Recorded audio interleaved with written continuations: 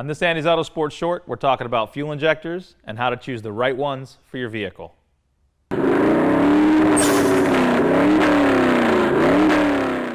In order for your engine to run, it takes air, fuel, and spark.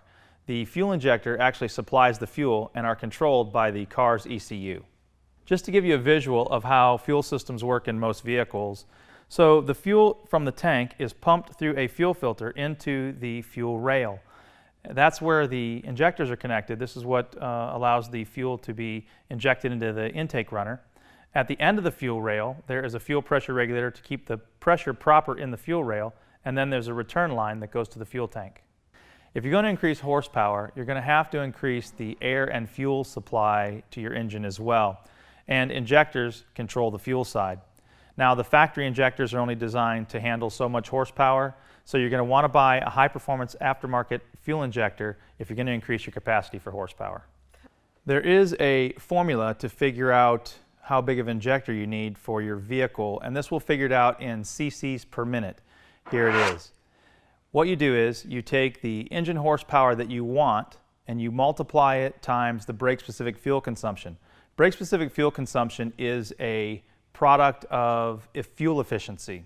So that number is going to be 0.4 to 0.5 on a naturally aspirated engine, 0.5 to 0.6 on a turbocharged or supercharged engine. Multiply that times 10.5.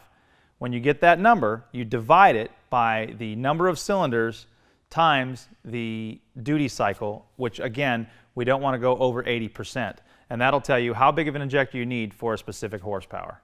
Fuel injectors are rated in one of two ways, either cc's per minute, which is cubic centimeters per minute, or pounds per hour.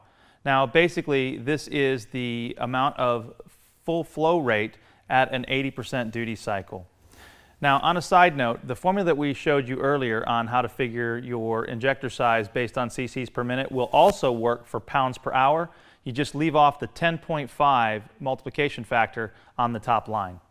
So to pick the right injectors, use the formula we just gave you to choose either pounds per hour or cc's per minute.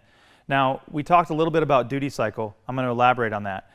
The reason that you want to stay below an 80% duty cycle is that's the amount of time that the injector stays open in order to supply that particular amount of fuel. If you ran a 100% duty cycle, that injector would stay open all the time, that coil would get extremely hot and fail relatively quickly.